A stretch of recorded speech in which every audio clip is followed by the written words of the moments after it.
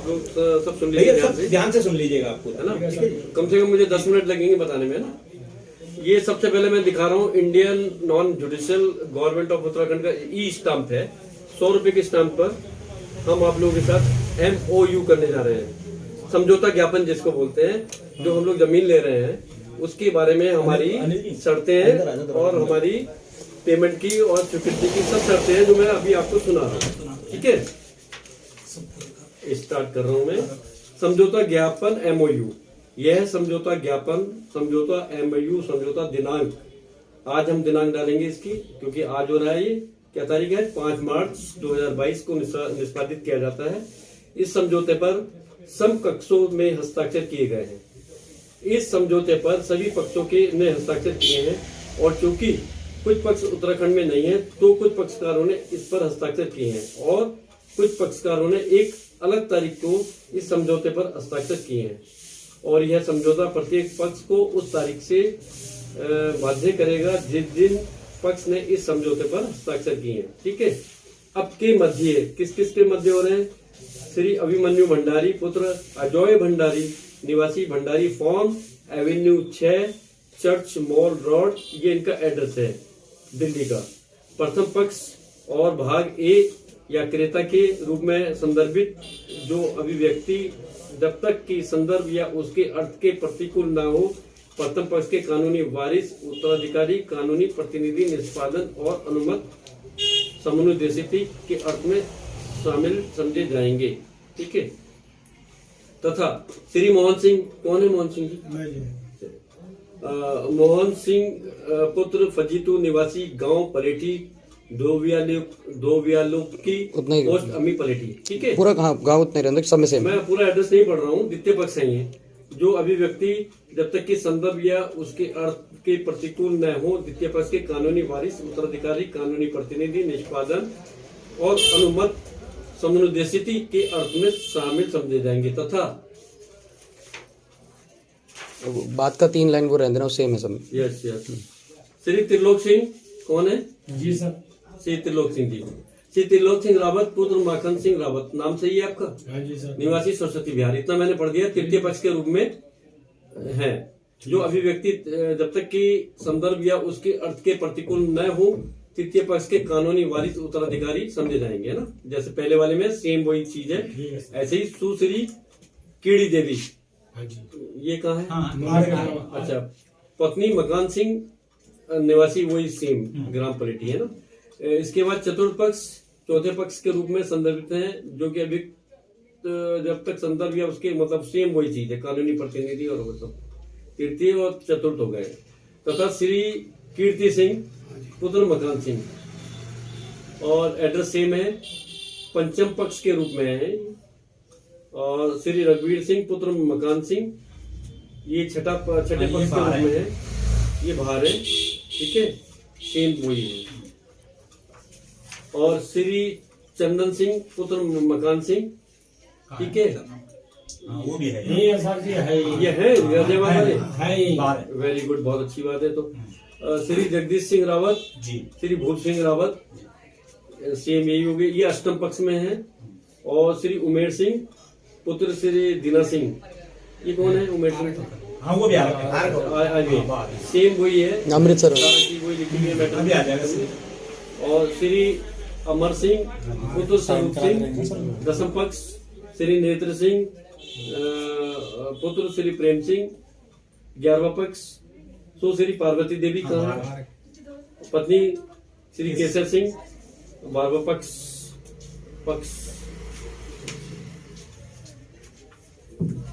इसके बाद है श्री रमेश सिंह पुत्र भूप सिंह रावत, जी जी, 13वां पक्ष। श्री गणेश सिंह, ये भूप सिंह रावत, सन ऑफ भूप सिंह रावत, ये 14वां पक्ष है। और श्री सूरवीर सिंह है, कौन है? अच्छा, पुत्र भूप सिंह रावत, है ना, ये भी ग्राम पलेठी के हैं। और ये 15वें पक्ष है। द्वितीय, अच्छा ये तो सब हमारे पक्षों के नाम आ गए हैं। द्वितीय तृतीय जितने भी है ना सब, ये 15वां पक्ष है। सामूहिक रूप से विक्रेता कहा जाएगा, आप जमीन बेचने वाले पक्ष हो गए ना। प्रथम पक्ष, द्वितीय पक्ष, तृतीय पक्ष, चतुर्थ सारे पक्ष हैं। जितने भी पक्ष हैं पक्षकार कहा गया, उनको पक्षकार। हमने परिभाषित किया है पक्षकार कौन होगा, कौन कौन है। ए भाग ए, क्रेता कंपनी अधिनियम 2013 के तहत विधिवत रूप से शामिल किए जाने वाली कंपनी के रूप में संदर्भ में निवेश करना चाहता है। यानी कि जो भंडारी साहब ले रहे हैं वो एक कंपनी के रूप में ना, वो कह रहे हैं इस बात को कि कंपनी के रूप में अगर हम लेते हैं तो कंपनी के रूप में ऐसे हम जमीन लेंगे जो कि इको टूरिज्म बैलेंस स्ट्रीट बागवानी या पर्यटकों के लिए लॉज प्रदान करेगा। अभी आपने एक सवाल किया था यहाँ काम क्या करेंगे, तो इसमें खोल दिया है पर्यटन टूरिज्म बैलेंस स्ट्रीट बागवानी भी है इसमें शामिल, और पर्यटकों के लिए लॉज प्रदान करेगा। ये पूरा खोल दिया है, इसका यूज खोल दिया है। इस परियोजना के लिए क्रेता को भूमि की आवश्यकता होती है जहां ऐसी सुविधा विकसित की जा सके। बी, क्रेता उक्त कंपनी के माध्यम से गांव पलेठी में खसरा खाता संख्या क्रमांक ध्यान दीजिएगा 1343 से 1363 पर स्थित 38.2 नालियों की भूमि खरीदने क्रय करने की इच्छा रखता है, जिसे उसके बाद उप संपत्ति के रूप में संदर्भित किया जाता है, जो खतौनी के विवरण के अनुसार संयुक्त रूप से द्वितीय, तृतीय, चतुर्थ, पंचम, छठे और सप्तम पक्ष भी इसके बाद भी भाग बी के संदर्भित है के स्वामित्व है। ये आपके स्वामित्व में है, आप मालिक है इसके। तो मतलब ये दूसरे से सातवें भाग भी है। पूरी नाली किराए पूरा नाली का रेट क्या है? अभी आगे आने दीजिए ना। अष्टम पक्ष के अनुसार अष्टम पक्ष के परिवार के सदस्यों और उनके भाइयों स्वयं दीना सिंह, स्वर्गीय स्वरूप सिंह और स्वर्गीय प्रेम सिंह, उनके कानूनी वारिसों और भाग बी के बीच उपरोक्त संपत्ति के विषय में विवाद हुआ था। इसके अनुसरण में स्वर्गीय श्री दीना सिंह द्वारा एक सिविल दीवानी वाद दायर किया गया था। हालांकि इसे समझौते द्वारा निपटा दिया गया। कोई हुआ होगा आपने, वो निपटा लिया आपस में समझौते, इसमें कोई शक तो नहीं है ना। डी, अष्टम पक्ष के अनुसार एक राजीनामा 2009 में भाग बी और अष्टम पक्ष, नवम पक्ष, दसम पक्ष, 11वें पक्ष, 12वां पक्ष, 13वां पक्ष, 14वां पक्ष और 15वां पक्ष शामिल रूप से भाग सी के रूप में संदर्भित के बीच में निष्पादित किया गया था उक्त संपत्ति के संबंध में, जिसमें यह पारस्परिक रूप से तय किया गया था कि उक्त संपत्ति का कब्जा भाग बी और भाग सी के बीच विभाजित किया जाएगा। इसके अलावा भाग बी और सी दोनों मिलकर संपत्ति को किसी तीसरे पक्ष को बेच सकते हैं। ठीक है। ई, भाग बी और भाग सी ने उक्त संपत्ति को खरीदने के लिए प्रतिफल रुपए 3.5 लाख प्रति नाली के लिए उक्त संपूर्ण संपत्ति के लिए कुल रुपए 21 सैकड़ा हजार 10 लाख 1,33,70,000 में प्रथम जो इस जमीन का रेट तय हुआ है जो वो 3.5 लाख रुपए पति नाली। आगे सुन लीजिए, चर्चा बाद में कर लीजिएगा अगर कुछ करनी होगी तो, वैसे जरूरत नहीं पड़ेगी। एफ, क्रेता ने एक कंपनी के निगमन की प्रक्रिया शुरू कर दी, यानी कि हमने एक कंपनी बनानी शुरू कर दी है। उस कंपनी के निगमन के बाद क्रेता Uttarakhand UP ZA and LR Act है, जो हमारा एलआर एक्ट है ना, उत्तराखंड का राजस्व का जो एक्ट है उसमें प्रावधान दिया हुआ है, उसके अंतर्गत हम लोग इसमें आवेदन करेंगे तथा उक्त कंपनी द्वारा संपत्ति खरीदी जा सके। अगर हम कंपनी के नाम से खरीदते हैं तो आवेदन करेंगे तो हमें परमिशन मिल जाएगी, तब हम खरीदेंगे। खरीदार अपने परिवार के सदस्यों के साथ कंपनी का शेयर धारक होगा। जी, उक्त संपत्ति की खतौनी की प्रमाणित प्रति इस अनुबंध के साथ जो आपने दिया है खतौनी, इसके साथ अनेक्जर के रूप में हम लगा रहे हैं। ठीक है।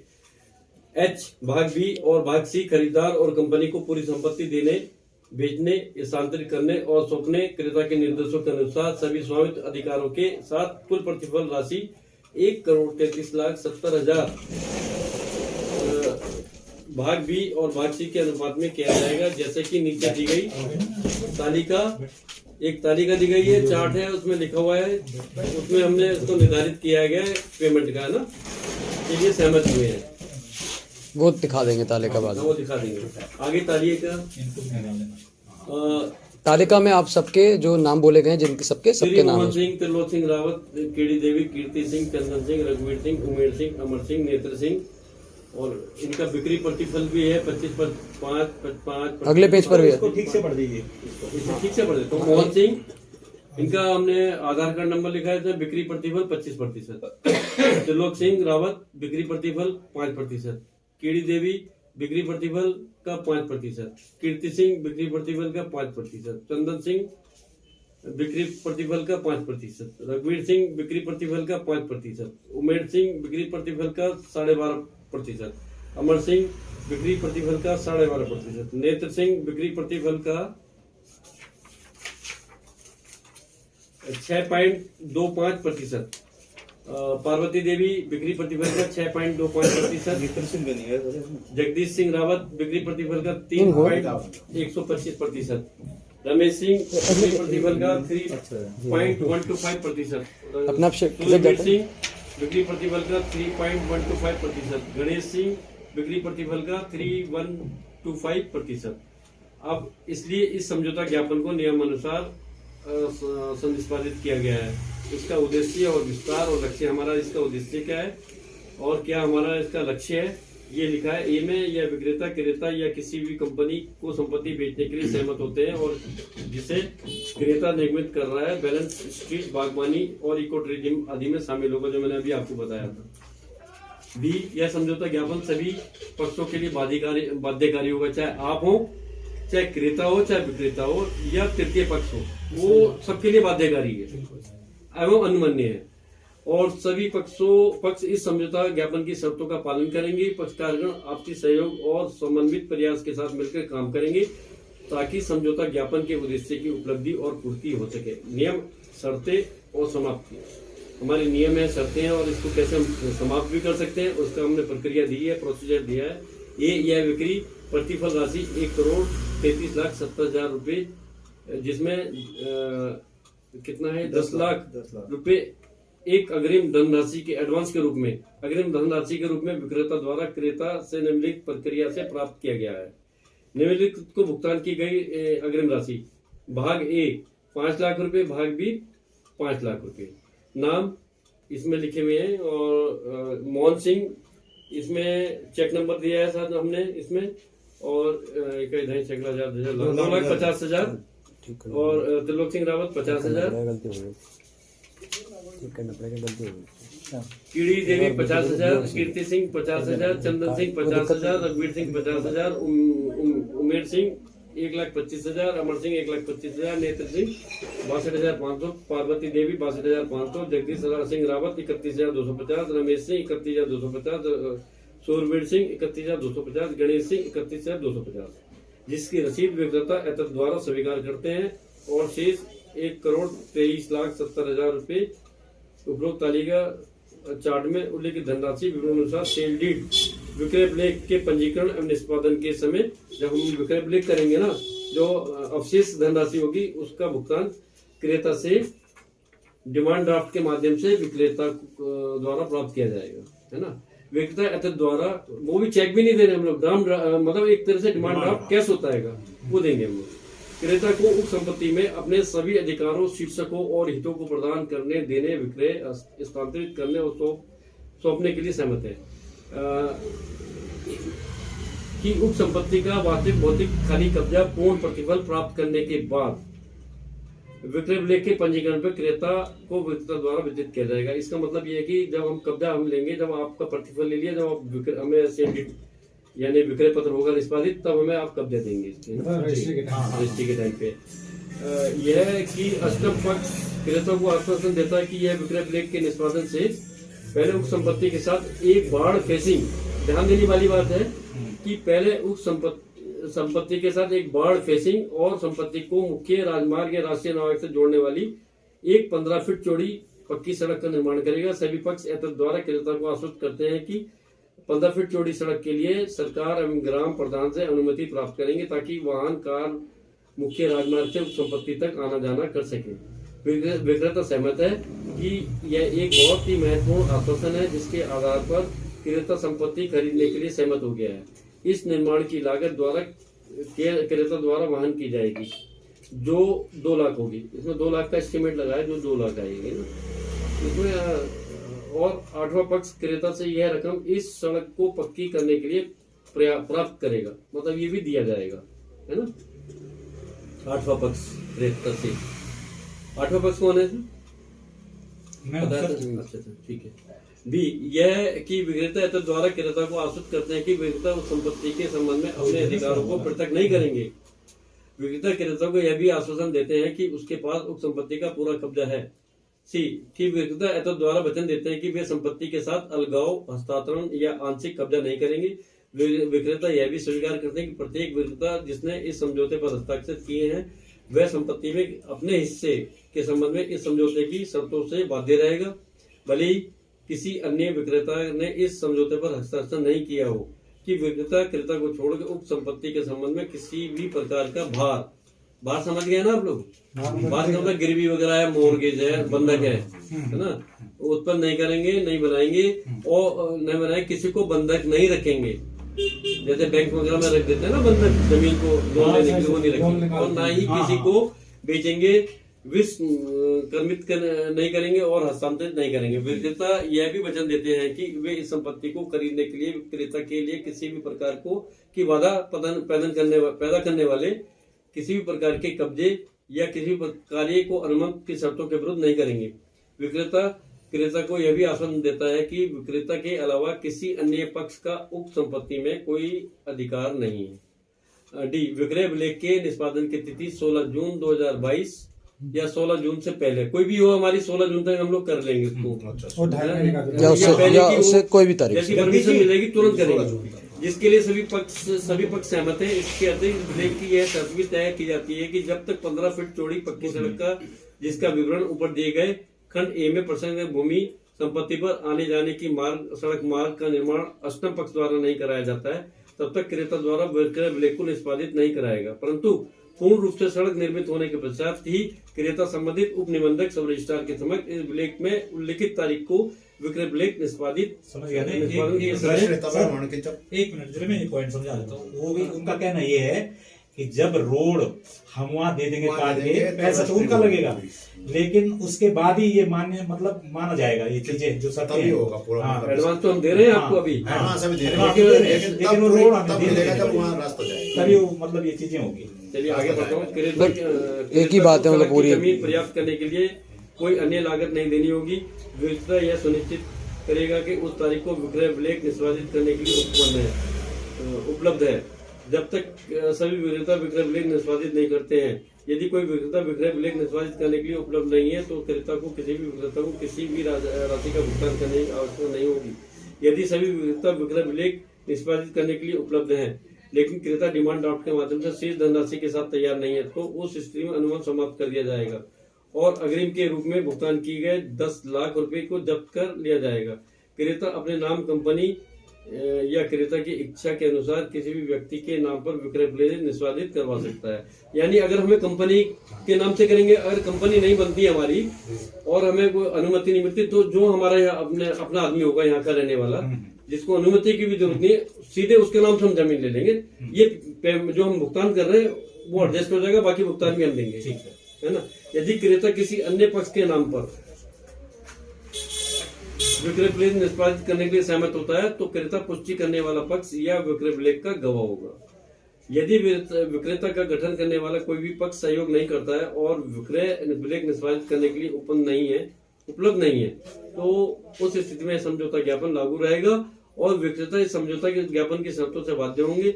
यदि विक्रेता विक्रय विलेख निष्पादित नहीं करते और इस समझौता ज्ञापन को किसी भी शर्त का उल्लंघन करते हैं तो क्रेता को इस समझौता ज्ञापन के विशिष्ट अनुपालन और कानून हकदार हर्जाने क्षतिपूर्ति मांग करने का अधिकार होगा। एफ उक्त कंपनी के माध्यम से या उसकी ओर से समय सीमा के भीतर आवश्यक अनुमति प्राप्त करने में क्रेता की विफलता के मामले में क्रेता विक्रेताओं को उस संपत्ति को किसी भी अन्य कंपनी या रिश्तेदार, भाइयों या क्रेता के बहन का पति यानी कि ब्रदर इन लॉ इंग्लिश में बोला है, अर्थात श्री वरद पांडे को विक्रय के लिए सूचित करेगा। वरद पांडे नाम भी खोल दिया है, अगर कंपनी का नहीं होता उनका नाम भी खोल दिया है।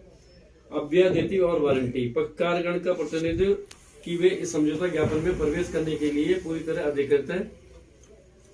विक्रेता एतद द्वारा यह भी कहते हैं कि विक्रेताओं के पास उक्त संपत्ति के संबंध में बंधन रहित, अविभाजित, अविभाज्य और निष्पक्ष स्वामित्व अधिकार है और विक्रेता क्रेता को आश्वस्त करते हैं कि उक्त संपत्ति पूर्व बिक्री, उपहार, बंधक, वसीयत, ट्रस्ट, एक्सचेंज, लीज, कानूनी दोष, दावे बेचने के लिए पूर्व समझौता, ऋण, जमानत, सुरक्षा, ग्रहणाधिकार, अदालती निषेधाज्ञा, मुकदमेवादी, स्थगन आदेश, नोटिस, आरोप, पारिवारिक या धार्मिक विवाद, अधिग्रहण, किसी भी अदालत की डिक्री में कुर्की, दृष्टिबंधक, आयकर या संपत्ति कर की कुर्की या अन्य कोई पंजीकृत अपंजीकृत भार जो भी हो, सभी प्रकार के भारों से मुक्त है। इसमें कोई भी ऐसा नहीं है, मतलब हमने सब उसमें लिखा हुआ है। और यदि यह कभी भी अन्यथा साबित होता है, यदि उक्त संपत्ति का पूरा या कोई हिस्सा कभी भी छीन लिया जाता है या क्रेता के कब्जे से बाहर चला जाता है, क्रेता के स्वामित्व और शीर्षक में किसी भी कानूनी दोष के कारण कोई हानि होती है, तो विक्रेता, क्रेता या कंपनी को नुकसान को पूरा करने के लिए उत्तरदायी और जिम्मेदार होंगे। इसे बनाए रखेंगे। विक्रेता ऐसे सभी नुकसानों और हानि की क्षतिपूर्ति के लिए उत्तरदायी रहेंगे। मध्यस्थता, अब इसमें एक मध्यस्थता को विवाद उत्पन्न हो जाता है, तो मध्यस्थता का भी है इसमें। वैसे तो ना करे भगवान कोई ऐसा होगा भी। इस समझौता ज्ञापन के निर्माण, अर्थ, दायरे के संचालन या प्रभाव या वैधता या उल्लंघन से संबंधित पक्षों के बीच उत्पन्न होने वाले विवाद को अंतर को पार्टियों द्वारा नियुक्त किए जाने वाले एक मध्यस्थ के संदर्भ में सुलझाया जाएगा। एक हम इसमें मध्यस्थ रखेंगे, कोई होगा तो वो उसका निर्णय अंतिम होगा। पारित रूप से मध्यस्थता व सुलह अधिनियम 1996, आर्बिट्रेशन एंड कैंसलेशन एक्ट 1996 के प्रावधानों के अनुसार मध्यस्थता का संचालन करने के लिए उसके अनुसरण में दिया गया पंच निर्णय पक्षकारगण पर बाध्यकारी होगा, यानी दोनों पक्षकारों पर जो निर्णय होगा। मध्यस्थता का स्थान, सीट और स्थल देहरादून। कोई विवाद होगा तो देहरादून में मध्यस्थता करेंगे। मध्यस्थता और अधिनिर्णय की भाषा होगी ये अंग्रेजी, हिंदी जो भी होगी। दोनों पक्षों के मध्यस्थता की लागत समान रूप से बयान करेंगे।